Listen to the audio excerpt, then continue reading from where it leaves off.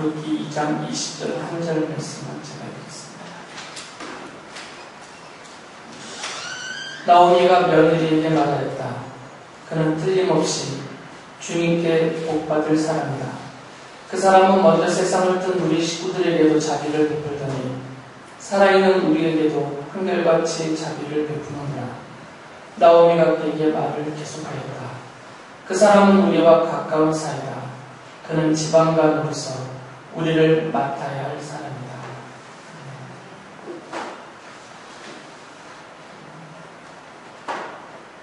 제가 누차 말씀을 드렸듯이 성경은 그 기록한 의도가 아주 분명한 책입니다. 이것저것을 막 짜집게 해놓은 책이 아니고 창세기부터 요한계시록까지 하나님께서 우리들에게 알려주시고자 하시는 하나님의 그 계획을, 뜻을, 그 의도를 기록하여서 우리에게 전해주신 것이 성경이에요. 그렇기 때문에 성경에 등장하는 모든 것들은 어쩌다 들어온 것은 없고요. 다 그 위치와 성경 안에서 그 위치와 역할들이 다 있습니다. 특히 인물의 경우에 있어서는 그냥 지나가는 인물은 없어요. 성경에 등장하는 인물들은 세상사의 많은 이야기거리들을 그냥 써놓은 게 아니라 하나님께서 그 사람을 통하여서 또 그 사건을 통하여서 우리에게 하실 말씀이 있기 때문에 그 인물을 등장시킨 것이죠. 성경 위에다가. 그래서 성경에 등장하는 사람들을 보실 때 그의 배경, 또 그의 이름, 또 그가 한 일들, 그가 한 말들, 이런 것들을 유의해서 보셔야 됩니다. 이 룻기도 마찬가지고요. 룻기에 등장하는 인물들 그 하나하나마다 다 역할이 있어요. 룻기 전체를 구성하고 있는, 그리고 더 넓게는 성경 전체에서 그들이 차지하고 있는, 하나님이 그들을 통해서 하시고자 하신 그 메시지를 전달하는 역할이 있는 거죠. 그래서 엘리멜렉이라는 인물에 대해서, 또 나오미에 대해서, 룻에 대해서 제가 말씀을 드렸고요. 오늘은 룻기 안에 있는 인물 중에 마지막으로 보아스라는 이 사람의 그 역할을 좀 살펴보려고 합니다. 룻기 안에서, 그리고 성경 전체에서 이 보아스는 어떤 역할을 하고 있는가? 하나님이 이 보아스를 통해서 우리에게 알게 해주고 싶으신 그 뜻이 무엇인가? 이것을 좀 살펴보려고 합니다. 그래서 룻기를 읽으실 때 아주 단순하게 룻과 보아스 사이의 아름다운 사랑의 이야기, 이렇게 보시면 안 된다고 했죠. 그것은 부수적인 거죠. 세상에는 룻과 보아스하고는 비할 수 없는 훨씬 더 아름다운 사랑의 이야기가 많습니다. 그러니까 굳이 이 보아스라는 인물과 룻 사이의 아름다운 사랑의 이야기를 성경에서 하고 있다, 그런 이야기를 할 필요가 없는 거죠. 그럼 그것보다 더 아름다운 사랑의 이야기가 세상에 널려있기 때문이에요. 그래서 이 룻과 보아스의 만남, 그리고 보아스가 나오미와 룻에게 한 행동, 그것들의 의미들을 찾는 것이 훨씬 더 성경을 바르게 보는 눈이다라는 것이죠. 사건의 배경은 이미 제가 세 차례에 걸쳐서 말씀을 드렸죠. 그래서 어떻게 엘리멜렉이 모압 땅까지 갔다가 그와 두 아들이 죽고 나오미가 며느리 하나 룻을 데리고 돌아오게 되었는지, 그 이야기는 앞서서 말씀을 다 드렸으니까 다시 반복할 필요는 없고요. 이 과정에서 이제 룻이 보아스를 만났고, 또 보아스가 룻에게 은혜를 베풀어서 그와 결혼하여서 오벳을 낳고, 또 오벳이 다윗이 오벳의 후손들을 출생하는 이런 이야기들을 다 말씀을 드렸어요. 그래서 여기서 이제 보아스가 한 역할이 뭐냐면, 지금 세번역 성경에는 우리를 맡을 자라고 번역이 되어 있지만, 개역개정이나 아니면 예전에 개역한 것에서는 기억 물을 자라고 번역이 되어 있어요. 이 보아스의 역할은 뭐냐? 나오미와 룻을 책임지고 맡아줄 사람의 역할이에요. 그리고 개혁 성경의 번역대로 한다면 그 보아스는 나오미와 룻의 기업 물을 자의 역할을 하고 있죠. 이것만 보시면 됩니다. 보아스라는 인물에 대해서. 그러니까 보아스는 누구냐? 나오미와 룻을 위한 기업 물을 자예요. 나오미와 이 룻을 책임지고 맡아줘야 될 그런 인물로 이렇게 등장을 합니다. 레위기 25장 23절에 보면 이렇게 말씀하셨잖아요. 토지를 영구히 팔지 말 것은 토지는 다 내 것입니다. 너희는 거류민이요 동거하는 자로서 나와 함께 있느니라 라고 하나님께서 말씀하셨어요. 그래서 하나님이 이스라엘 사람들에게는 토지의 소유권을 주지 않았습니다. 이 모든 땅은 다 내 것이다. 하나님이 가나안 땅을 이스라엘 백성들에게 기업으로 주셨을 때에도 그 가나안 땅 자체는 하나님의 것이지만 이 이스라엘 사람들이 이 하나님의 땅에 들어와서 공짜로 거기에 들어와서 살도록 허락해 주셨다는 거죠. 그러니까 이 토지를 놓고 하나님과 하나님의 백성이라고 불려진 이스라엘 사람들 사이에 관계가 설정이 되는 거죠. 이 토지를 놓고 만약에 이 토지가 이스라엘 사람들의 개인의 것으로 여겨져 버리면 그들이 기업으로 찾아오고 있는 그 땅 자체가 이스라엘, 바로 우리 자신의 것이다 이렇게 여겨지면 이들은 하나님과의 어떤 관계가 설정이 되지 않습니다. 그냥 하나님도 그 가나안 땅에 있는 여러 신들 중에 한 신으로 그렇게 취급당할 수밖에 없어요. 절대적인 그런 관계가 형성이 안 되기 때문에. 하지만 이 가나안의 모든 땅은 하나님의 것이고 이스라엘 너희들은 내 땅에 거류하는 거류민에 불과하다. 이렇게 형성이 되면 이제 이스라엘 사람들에게 있어서 하나님은 절대적인 관계가 형성이 되죠. 하나님이 그들을 내쫓으면 쫓겨나야 되니까. 하나님의 땅이니까. 이스라엘 사람들의 땅이 아니고. 저는 아직 땅을 소유해 본 적이 없어서 그런 기분을 못 누려보지만 집이나 땅을 소유하고 있는 분들은 사람들을 내보낼 수 있잖아요. 새들은 사람들을 기간이 다 되면 내보낼 수 있고 또 그 사람이 마음에 안 들면 내보낼 수도 있고 얼마든지 이 주인은 자기 집에 새들어 사는 사람 어떻게 보면 얹혀 사는 것이죠. 돈을 내긴 하지만 그들을 자기의 마음으로 내보낼 수 있어요. 들어와 사는 사람을 바꿔치기 할 수 있단 말이죠. 그러니까 이스라엘 사람들의 입장에서는 자기들은 언제 이 땅에서 쫓겨날지 모르는 거죠. 내 땅이 아니니까. 이 땅은 하나님의 땅이니까 하나님이 살게 허락해 주면 계속 살 수 있는 것이고 하나님이 안 되겠다 너희들 나가라 하면 쫓겨나가야 되는 거죠. 하나님과 이스라엘 사람들 사이에는 이런 관계가 형성이 되어 있습니다. 이게 하나님과 하나님의 백성의 관계예요. 땅을 놓고 그런 관계가 형성이 되어 있죠. 그래서 이스라엘에 있어서 이 토지는 땅은 아주 중요한 의미가 있습니다. 그래서 이스라엘 사람들에게 하나님이 가나안을 차지하게 하실 때 이렇게 나눠줬어요. 분배를 해줬죠. 그냥 능력도 차지한 게 아니라 이렇게 구역을 정하여서 여기는 르우벤 지파 땅, 여기는 유다 지파 땅, 여기는 단지파 땅 이런 식으로 12지파에게 땅을 이렇게 구역을 나눠서 다 분배해 줬어요.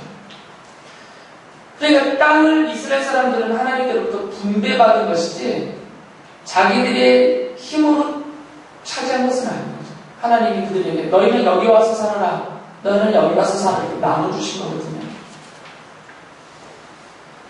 그렇기 때문에 이 땅이 내 것이 아니기 때문에 원칙적으로는 자기의 땅을 팔 수가 없죠. 원칙적으로는.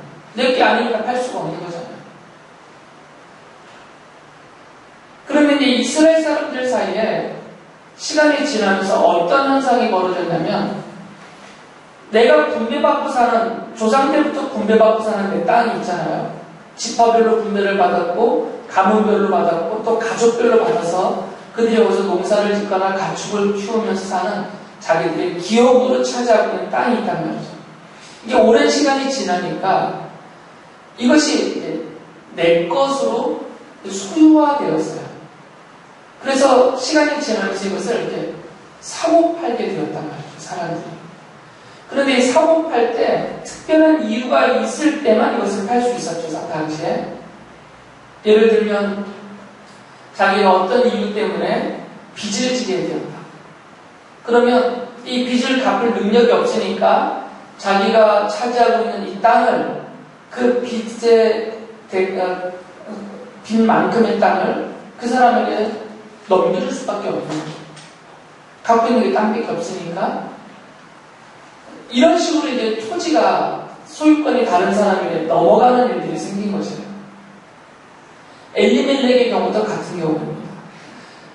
그 땅에 큰 가뭄이 들어서 더 이상 먹고 살 수가 없으니까 엘리멜렉이 그 땅을 떠나면서 그 땅을 팔 것 같단 말이에요. 언제 다시 돌아올 줄 모르니까 그 땅을 얼마의 값을 받고 다른 사람에게 땅을 넘겨주고 모압 땅으로 가버린 거죠. 그런데 그 모압 땅에서 엘리멜렉도 죽고 두 아들도 죽고 나오미는 알거지가 되어서 빈몸으로 이제 다시 돌아왔어요. 빈몸으로 돌아왔지만 이미 자기가 물려받은 남편 엘리멜렉이 물려받았던 그 땅은 이미 다른 사람의 소유로 넘어갔단 말이에요. 그러니까 지금 이 나오미에게는 토지가 없는 거죠. 그러니까 먹고 살 길이 없는 거죠. 이런 상황이 된 거죠. 그래서 하나님께서 이런 토지 소유권을 허용하시지 않았지만 그들이 살다 보니까 자연적으로 발생하는 이런 현상들이 있기 때문에 하나님이 법을 정해줬죠. 이것을 해결책으로 두 가지의 해결책을 주셨는데 하나는 희년제도입니다. 희년은 50년마다 다 원상 복귀되는 다시 다 제자리로 돌아가야 되는 이런 제도예요. 예를 들면 김양숙 성도님이 제가 기분을 좀 제가 부자여서 저한테 땅을 넘겼어요. 어떤 이유 때문에. 그런데 희년은 딱 정해져서요. 매 50년마다 희년이 되는 거거든요. 그런데 땅을 저한테 넘기는 시점이 앞으로 희년이 49년이 남았다. 앞으로 49년이 남았으면 저는 49년 동안 이 땅을 차지하고 살 수 있잖아요. 그러면 49년의 가치가 있어요. 이 땅의 소유에 대한.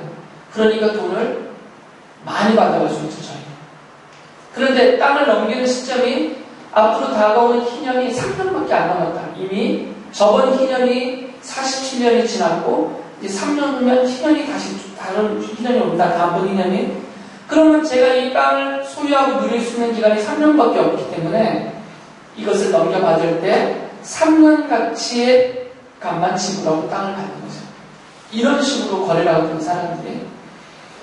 그래서 어쨌든 어떻게 지불했든 간에 50년째 희년이 돌아오면 다시 이 토지는 제가 김양수 성도님에게 돌려줘야 돼요. 그냥. 이게 희년제도입니다. 그래서 이때는 땅뿐만 아니라 또 어쩔 수 없는 사정 때문에 다른 집에 종으로 팔려갔다 하더라도 종으로 팔려갈 예를 들면 제가 제 아들 김하영을 김양수 성도님 집에 너무너무 힘들고 가난해서 종으로 팔았어요. 먹고 살 길이 없어서 원래는 법으로 이것은 허용 안 되지만 자기네끼리 마음대로 하는 거니까 막 하나님의 법을 어겨가면서 그래서 이렇게 팔면 이것도 마찬가지예요. 김양수 성도님은 제 그 잘난 김하영 아들을 종으로 부려먹을 수 있는 기간은 다음번 희년까지란 말이에요. 그러니까 다음번 희년이 40년이 남았으면 40년의 값을 좀 받을 수 있는 것이고 다음번 희년이 4년밖에 안 남았으면 4년 후에는 돌려보내줘야 되니까 4년어치에만 몸값을 받을 수가 있는 것이죠. 그래서 희년이 오면 종으로 팔렸던 김하영도 저희 집으로 다시 풀려나서 돌아오게 되는 거예요. 그러니까 희년제도는 토지와 사람에 대해서 다시 원래대로 다 회복시켜주는 그렇게 해요. 이것을 50년 주기로 정해두셨어요. 또 하나는 고엘이라는 제도인데, 이 고엘이라는 말은 예전 성경에는 기업 무르기라고 번역이 되어 있고요. 세 번역에서는 책임지고 맡은다 이렇게 번역이 되어 있습니다.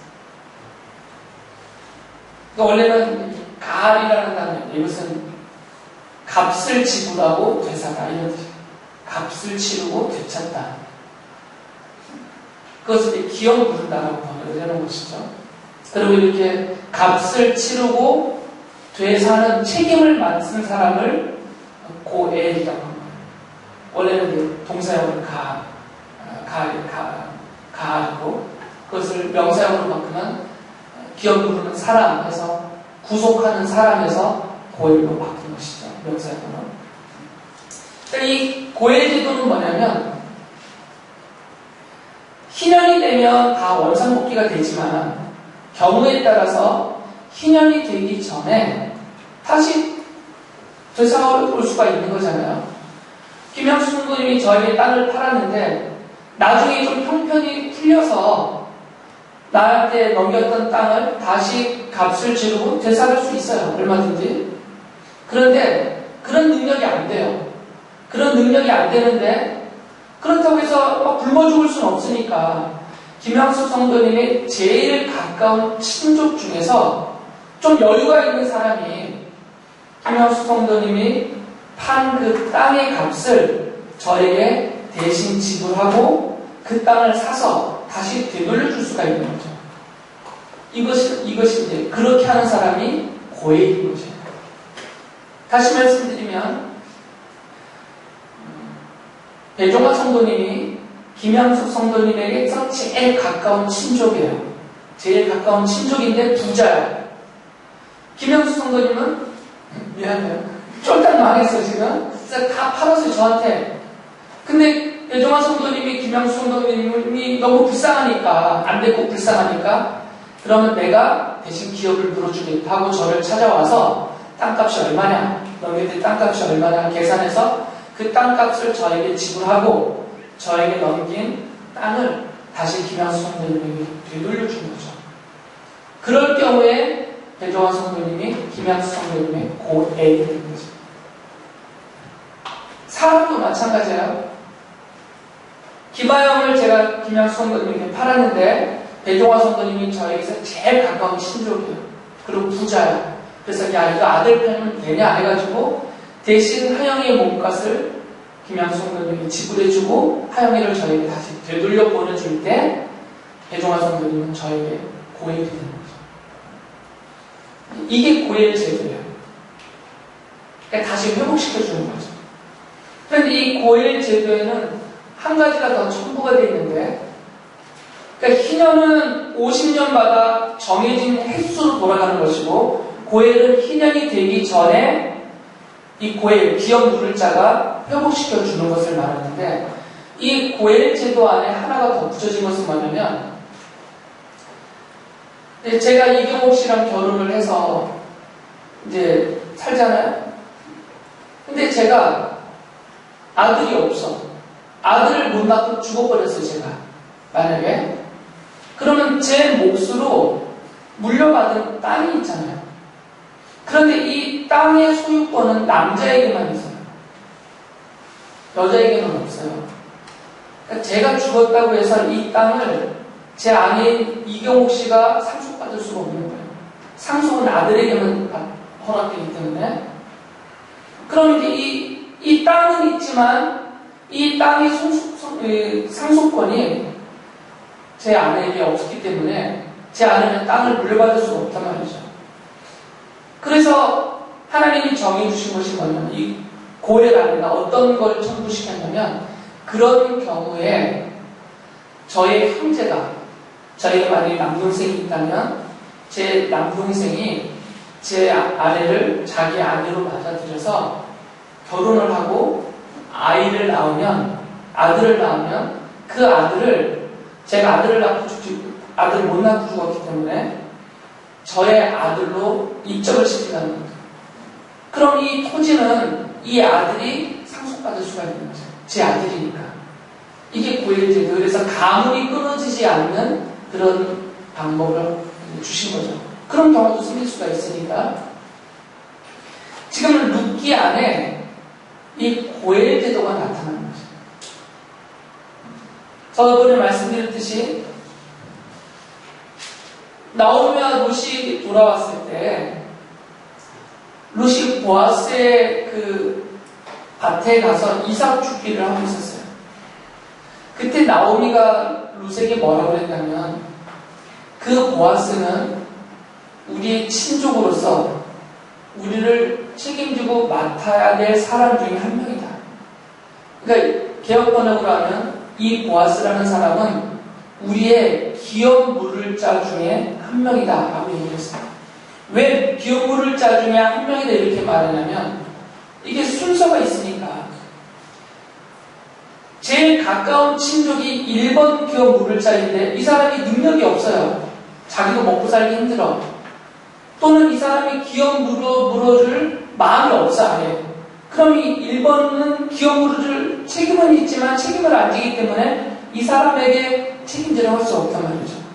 그럼 그 다음번 가까운 친족, 이 두 번째 가까운 친족이 또 기업 물을 자인 거죠. 이런 식으로 보는 거죠. 그러니까 보아스의 경우는 지금 룻기 전체를 봤더니 두 번째 기업 물을 자예요. 순서에 있어서. 보아스보다 엘리멜렉에게 훨씬 더 가까운 친족이 한 명이 있었고 그 다음번으로 엘리멜렉에게 가까운 친족이 보아스였던 거죠.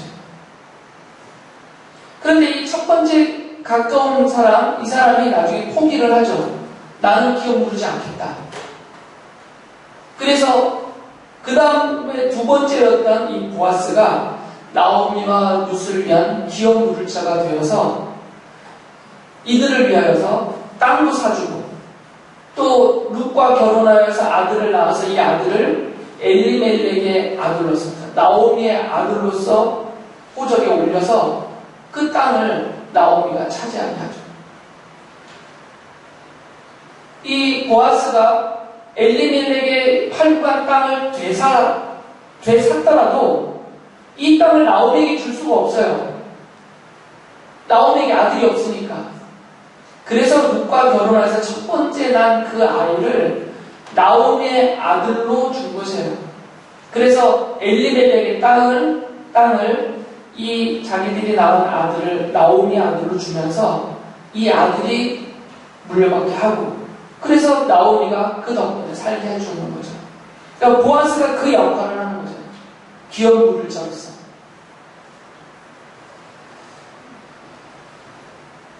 이게 룻기에 나오는 보아스의 역할입니다. 기업 물을 자의 역할이에요. 나오미와 룻을 위한. 그래서 나오미를 위해서는 땅을 물러줬죠. 땅을 되사서 돌려줬어요. 이게 고엘의 역할을 한 것이에요. 나오미를 위해서는.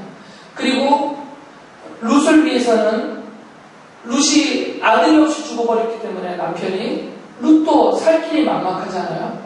그래서 룻을 이 고엘 제도대로 자기가 취하여서 결혼하여서 자기 아내로 삼습니다. 그러니까 나오미와 룻을 위한 기업 물을 자 고엘의 역할을 보아스가 한 것입니다. 그런데 성경은 룻기 하나만 달라붙는 책이 아니잖아요. 룻기는 창세기부터 요한계시록 전체 66권으로 완성되어져 있는 하나님의 말씀 안에 일부분으로 중간에 들어가 있단 말이죠. 그러면 룻기는 그리고 룻기에 등장하는 이 보아스가 한 고엘이라는 역할은 룻기 안에서 끝나는 이야기가 아니라는 거죠. 그러면 성경이 66권을 이렇게 한 권으로 묶어놓을 이유가 없잖아요. 따로따로 흩어져 있는 거지.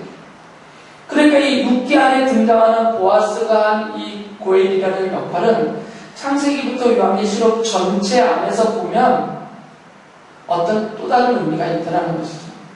그것을 어떻게 알 수가 있냐면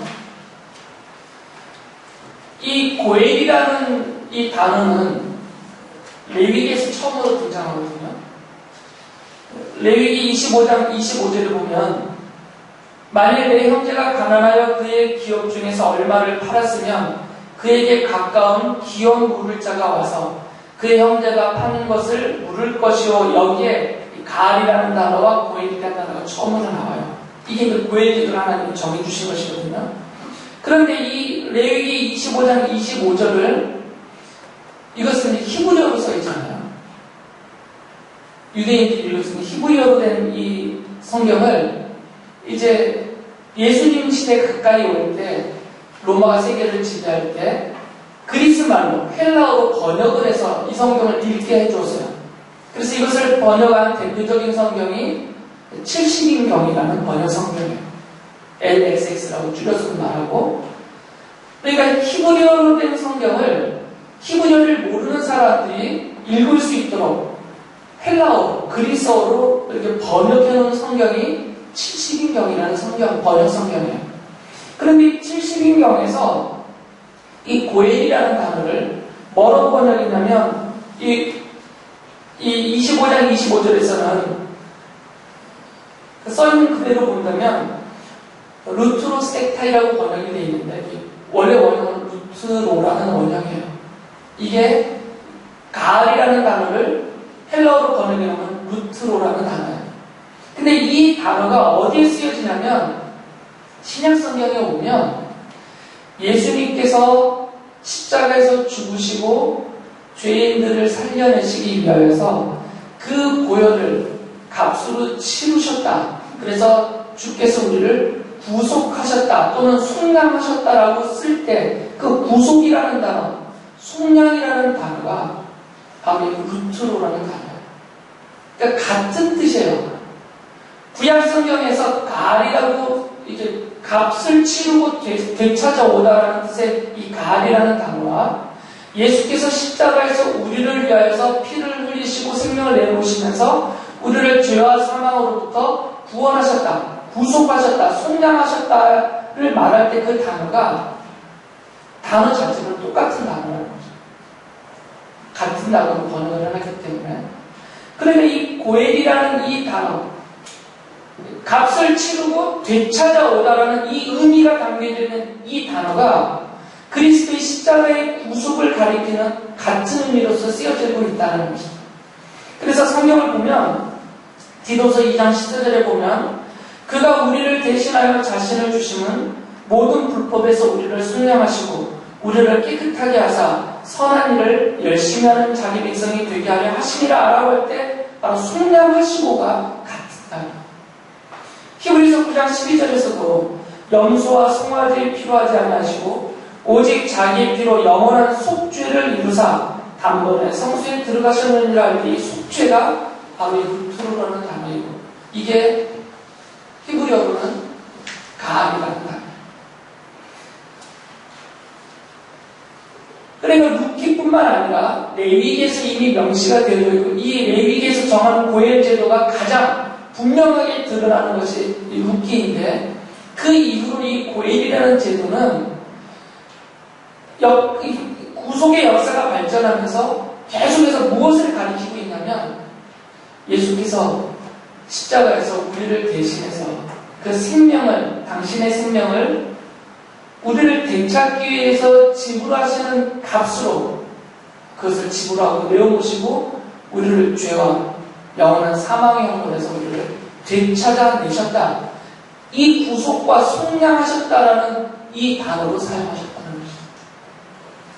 그래서 보아스가 맡고 있는 이 역할은 어떤 역할이냐면 루키 안에서 나오미와 룻의 고엘 역할을 했지만 성경 전체를 계시적으로 보면 보아스는 장차 그리스도께서 십자가에서 우리의 고엘로서 우리를 되찾기 위하여서 당신의 생명을 고엘의 값으로 지불하시고 죽으시면서 우리에게 구속, 속량, 구원을 베푸신 이 그리스도의 십자가를 계시적으로 가리켜 보여주고 있다라고 보는 것이에요. 갈라디아서 1장 4절에서 이렇게 말씀하십니다. 그리스도께서 하나님 곧 우리 아버지의 뜻을 따라 이 악한 세대에서 우리를 건지시려고 우리의 죄를 대속하기 위하여 자기 몸을 주셨으니라고 말해요. 그러니까 예수님의 그 몸이 무슨 의미가 있냐면 바로 고엘이라는 거예요.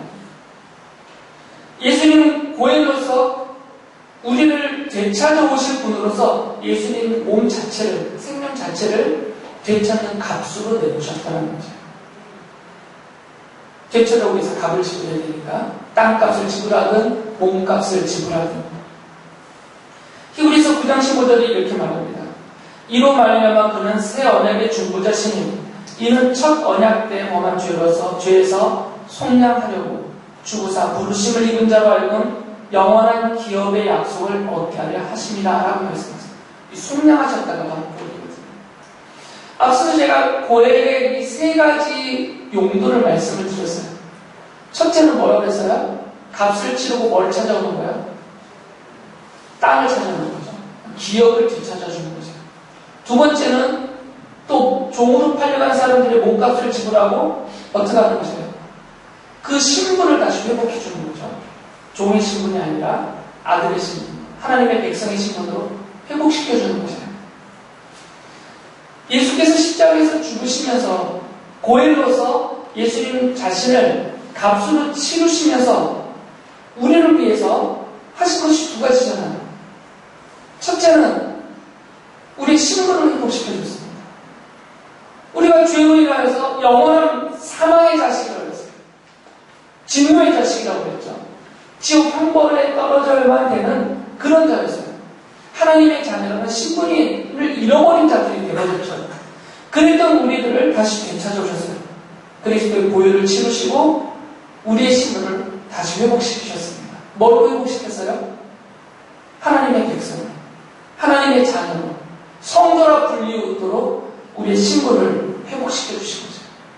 두 번째는 값을 지불하고 뭘 되찾아오는 거였어요? 땅을 되찾아오잖아요. 기업을 되찾아주는 것입니다. 주께서 우리를 위해서 십자가에서 죽으시지 않으셨다면 우리에게는 기업이라는 것이 없죠. 이 땅에 사는 것 자체가 기업이 아니에요. 그냥 사는 거죠. 그리고는 영원한 멸망에 떨어지기 때문에 우리에게는 기업이라 말할 수 있는 것이 없어요. 영원토록 생명을 누리고 영원토록 참된 평안과 행복을 즐겁게 누릴 수 있는 그런 영원한 기업 자체가 우리에게는 없었는데 다 잃어버리고 아담의 범죄 이후로 다 잃어버렸잖아요. 그런데 주께서 그것을 되찾아 주셨다는 거죠. 우리에게 영원한 기업을. 그 영원한 기업은 영원한 하나님의 나라일 것이고 주님과 함께 영원토록 생명을 누리는 것이고 그 베푸신 은혜와 그 사랑을 누리고 사는 그것이 바로 영원한 기업이죠.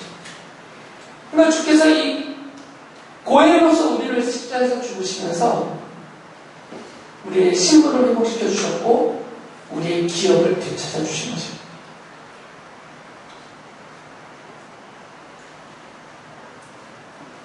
그러니까 우리는 어떤 생각을 해야 되냐면 룻기를 읽으면서 내가 지금 살고 있는 것이 내 힘으로 사는 게 아니구나 이런 생각을 가지셔야 돼요. 룻기를 4장까지 다 보면서 이런 생각이 안 들면 성경을 바로 깨닫는 게 아니죠. 룻기는 그 얘기라고 읽으니까 그리스도께서 나의 고인이시다 이것을 지금 알려주는 성경이 룻기니까 나는 원래 하나님의 자녀도 아니었던 자이고 나는 원래 기업 자체가 없이 그냥 이렇게 살다가 영원히 지옥 형벌에 떨어질 그런 나였는데 그런 나에게 하나님 나라는 기업을 되찾아 주시고 또 영원한 하나님의 백성으로서 하나님의 자녀로서 그 존귀한 신분을 되찾아 주셨고 그리고 지금도 이것을 잃어버리지 않도록 더 이상은 잃어버리지 않도록 나를 돌보시고 계시고 나를 인도하고 계시다라는 이 사실이 룻기가 하는 말씀이에요. 그럼 이 말씀을 겸손히 받으면 말씀 앞에서 당연히 우리는 두 손 다 들고 고백해야만 되는 거죠. 내가 지금 사는 것이 내 힘으로 사는 것이 아니다. 내가 어떤 땅을 이 땅에서 찾아오고 산다 하더라도 어떤 소유를 넉넉히 갖고 산다 하더라도 이것도 내 것이 아니구나 이런 고백이 돼야 되겠죠. 처음에 제가 말씀드렸던 것처럼 하나님과 하나님의 백성의 관계는 은혜로 사는 거룩인으로 사는 거죠. 이스라엘이 가나안 땅을 소유할 수 없었던 것처럼 그냥 하나님이 주시는 땅에 그냥 은혜로 공짜로 얹혀 사는 것처럼 하나님의 자녀들은 하나님이 베푸시는 은혜로 그냥 거저 사는 인생인 것이에요. 이것이 고백이 되어야만 됩니다. 우리는 거저 사는 인생, 은혜로 사는 인생입니다. 내가 잘나서 내 힘으로 조상 잘 만나서 그렇게 사는 인생이 아니고요. 우리는 거저 사는 인생, 하나님의 은혜로 사는 인생. 그러니까 자랑할 것도 없고 잘난 체할 것도 없고 네 것이 맞냐 내 것이 맞냐 다투고 싸울 것도 없어요. 그냥 공짜로 사는 인생인데 영원한 천국의 기업까지 다 그냥 은혜로 물려받고 사는 자들인데 내 것이냐 자랑할 것도 없고 서로 가지려고 다툴 것도 없고 네가 높냐 내가 높냐 할 필요도 없다는 것이죠. 다만 우리는 십자가를 바라보면서 늘 십자가를 기억하면서 그리스도께서 나의 고엘이시구나라는 것을 늘 믿음으로 고백하고 그리스도가 고엘로서 나를 위해서 치르신 이 십자가의 놀라우신 희생이 내 생명을 가져다 주었고 또 하나님의 자녀라면 신분을 가져다 주었고 그리고 영원한 하나님 나라를 기업으로 차지할 권리를 가져다 준 줄 알아서 날마다 감사하면서 그리고 나를 아직 이 땅에 남겨두신 우리의 고엘 되신 그리스도의 뜻이 나 또한 그리스도를 따라서 다른 사람들의 고엘의 역할을 하라고 그렇게 남겨주신 줄 알아서 내 것만 고집하지 말고 나만 잘생겼다 고집하지 말고 내가 다른 사람들 고엘이 되어주는 이런 믿음을 정말 실천하는 그것이야말로 복음으로 사는 인생인데 그런 귀한 하나님의 자녀들의 삶을 사는 여러분이 되시기를